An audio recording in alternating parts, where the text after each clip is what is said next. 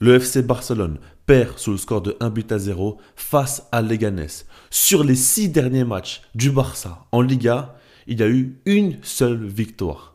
Rendez-vous compte qu'aujourd'hui, en termes de classement, le Barça est premier, ok, mais le Real Madrid et l'Atlético Madrid ont un match de retard chacun. S'ils le gagnent, ils vont passer devant le Barça et le Barça sera alors troisième du championnat. C'est une catastrophe monumentale. Alors oui, au début de saison, par rapport à l'effectif, par rapport à la dynamique du club, on n'imaginait pas que le Barça allait être aussi haut. C'est vrai, maintenant la réalité c'est que le Barça a clairement des joueurs en grande confiance, en grande forme, un coach qui a su remobiliser l'équipe. On a vu de très belles choses. Et à côté de ça, on voit le Real Madrid en crise totale. On voit l'Atlético Madrid aussi qui a fait un début de saison catastrophique et qui se relance à peine. Et pourtant, le Barça n'arrive pas à les surpasser. Et c'est pas l'idée de se dire que le Barça n'arrive pas face aux gros ou quoi, non. C'est à chaque fois face aux plus petits clubs possibles. Là, c'est les Leganés. La saison passée, ils étaient en deuxième division. Rendez-vous compte de ce qui se passe actuellement au FC Barcelone. Et c'est bien pire que tout ça. Parce que quand on regarde, alors déjà au niveau de la compo, Hansi Flick, c'est pas comme si il a fait tourner. C'est pas comme s'il a mis des jeunes joueurs pour laisser reposer les cadres pour le prochain match qui va être hyper important face à l'Atlético. Non, les joueurs ne se sont pas reposés encore une fois. Ils ont été usés. Encore une fois, ils accumulent de la fatigue. Et pourtant, encore une fois, les résultats ne sont toujours pas là en Liga. C'est ça qu'il faut se dire. Quand on regarde la compo, c'est l'équipe type, à une exception près, c'est Pau Cubarsí qui a été mis sur le banc. Alors, je vous dis les choses de manière très claire, hein. Je ne vais pas commencer à mettre beaucoup d'images dans la vidéo. Je ne vais pas commencer à développer énormément. Je vais surtout essayer de ne pas insulter, de ne pas mal parler, de ne pas salir mon image parce que ce club est en train de faire n'importe quoi. Alors oui, ce n'est pas un drame absolu. Oui, on ne s'est pas fait humilier, mais ce n'est pas normal. En Liga, tu as la chance d'écraser les autres clubs. Tu as la chance d'enfin remporter un titre hyper important et tu te tires une balle dans le pied. C'est n'importe quoi. Quand on regarde, le Real Madrid fait une saison cataclysmique. Ils sont catastrophiques. Ils se font rouler dessus par n'importe quelle équipe en Liga, en Europe, tout ce que vous voulez. Et pourtant, ils peuvent passer devant le Barça. Rendez-vous compte quand même de ce qui se passe. Le Barça fait n'importe quoi. Et encore une fois, il se sabote tout seul. Alors oui, quand on regarde en première période, évidemment, le Barça a eu énormément de situations importantes. Alors déjà, pour commencer dans l'ordre, on a vu que Leganés a marqué dès le début. Encore une fois, alignement pas très bon de la part du Barça qui joue constamment le piège du hors-jeu, donc forcément les équipes en face le comprennent, hein. Au bout de 20 matchs, 25 matchs, évidemment les équipes ont compris le plan d'Hansi Flick parce que c'est le même. Parce que depuis le début de saison, il met le même plan en place. Mais bon, encore, allez, tu peux faire une faute d'alignement, ensuite ça amène à un corner, et là quand on regarde, encore une fois c'est une erreur sur corner parce qu'il n'y a pas un joueur qui est au marquage du buteur de Leganés. Ok, ça peut arriver à n'importe quelle équipe, c'est une erreur, malheureusement tu le payes cash parce que Leganés met un très beau but, honnêtement le but de la tête n'est pas facile non plus à mettre, il met une lucarne, Iñaki Peña ne peut rien faire. Maintenant, le truc, c'est que le Barça, derrière, ils vont réagir. Ils vont réussir à se créer des occasions. Je vous affiche quelques-unes. Si j'ai l'énergie lors du montage, on voit que le Barça a quand même su être dangereux. Ils ont su quand même réussir à se créer de véritables occasions. Et Robert Lewandowski est le premier joueur à pointer du doigt. Parce qu'on peut parler d'Hansi Flick, on peut parler de tout ce que vous voulez, mais au bout d'un moment, Lewandowski, tu as 3 occasions nettes dans le match, t'en mets aucune, ce n'est pas normal.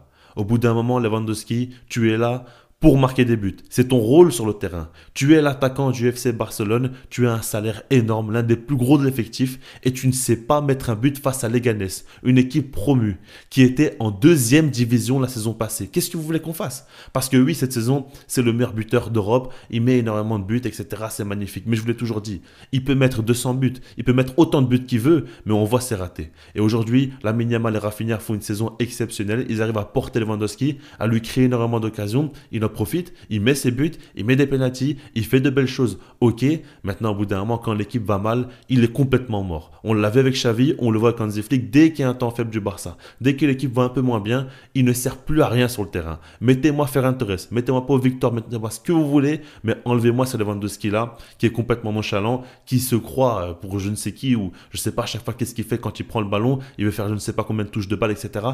C'est catastrophique. Au bout d'un moment, tu as 2 occasions, il faut marquer, c'est aussi simple que ça. Tu es devant la cage, face au gardien, tu rates ton face-à-face. Qu'est-ce que tu veux qu'on fasse pour toi?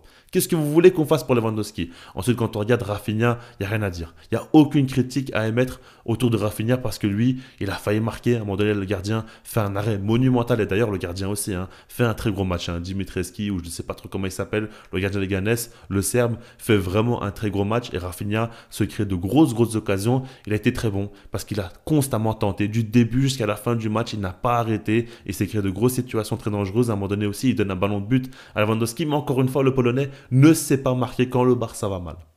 Maintenant, évidemment, le Barça perd, le Barça rate encore une opportunité de rester premier, de gagner de l'avance sur le Real Madrid qui a encore fait un match nul hier, mais c'est pire que tout ça, parce que Lamine Yamal s'est blessé.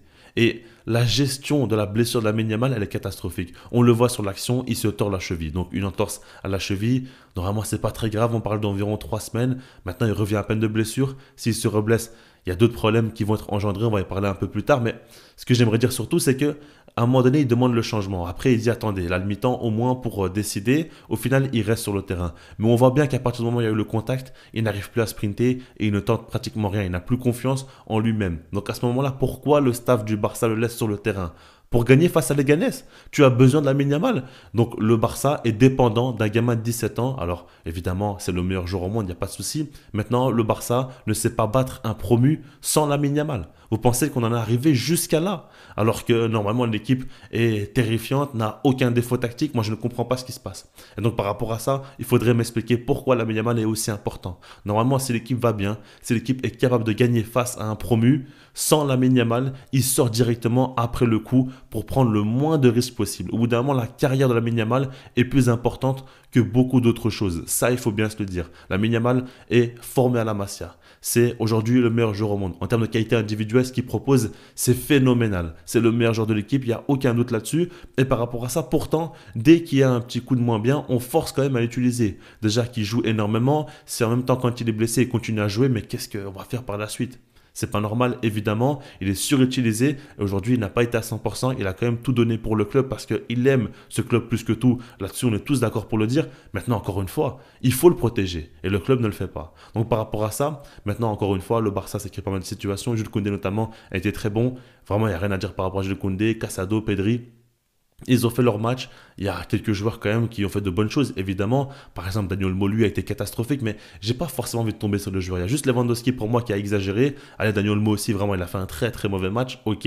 Mais quand on regarde dans l'ensemble, ce qu'il faut se dire, c'est que le Barça n'a pas su marquer de but à domicile face à Leganés. On en est là. C'est ça qu'il faut se dire. Et puis, quand on regarde par exemple le Barça encaissé dans les premières minutes de jeu un but, ok, c'est une situation délicate, il faut savoir gérer.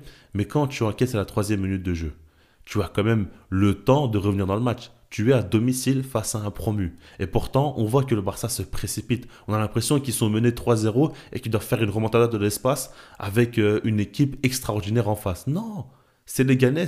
Tu es mené 1-0, on a la 3e minute de jeu, tu as ton temps. Tu peux revenir dans le match, mais il se précipite. Alors d'un côté, c'est bien, il met beaucoup d'intensité, il se crée des situations, etc.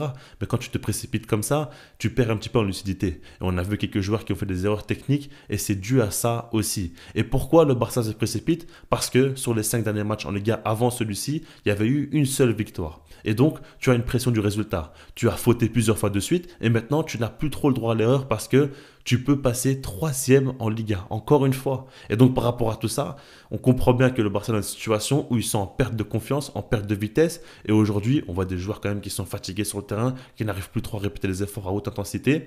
Et encore une fois, qui doivent à chaque fois aller plus vite que ce qu'ils devraient. Pourquoi? Parce qu'il y a une pression du résultat qui commence à leur monter au crâne. Et par rapport à ça, évidemment, la suite va être compliquée. Le match face à Atlético Madrid, bon, dans un sens, on peut se dire que face au gros, le Barça ne le soit pas cette saison. Maintenant, si jamais ils perdent, ils vont vraiment être distancés. Et là, la 3e place va être sécurisée plus qu'autre chose. Là, c'est plus la première place, mais c'est plus la 3e. Et c'est le rétro dans lequel il faut regarder plus que devant. Et ça, c'est vraiment un très gros problème. Alors, on va pas non plus commencer à utiliser des grands mots, de grandes phrases, dire que c'est fini, il n'y a plus aucun espoir. Quand je vois le Real Madrid qui est catastrophique, je me dis qu'il y a largement de quoi faire. L'Atlético Madrid est dans une très grosse période, ok, mais ça reste quand même un club de choker aussi. Ils arrivent très souvent à décevoir la terre entière. Donc, par rapport à ça, on peut encore espérer. Maintenant, le Barça doit surtout penser à soi-même. Penser simplement à gagner des matchs pour espérer quelque chose de positif lors de cette saison. En tout cas, voilà, je ne vous cache pas que je suis dégoûté par rapport à tout ce que je vois, tous les résultats négatifs en ce moment. Faut pas non plus dire que tout est mauvais, que tout est bon. On s'est créé beaucoup d'occasions. Dans un monde normal, on gagne ce genre de match-là. Maintenant, le problème, c'est que tu as fait déjà beaucoup trop d'erreurs juste avant. Donc, une erreur en plus, c'est beaucoup trop aujourd'hui. On en est arrivé là. Je vous laisse là-dessus, puis sinon, moi, je vous dis peace.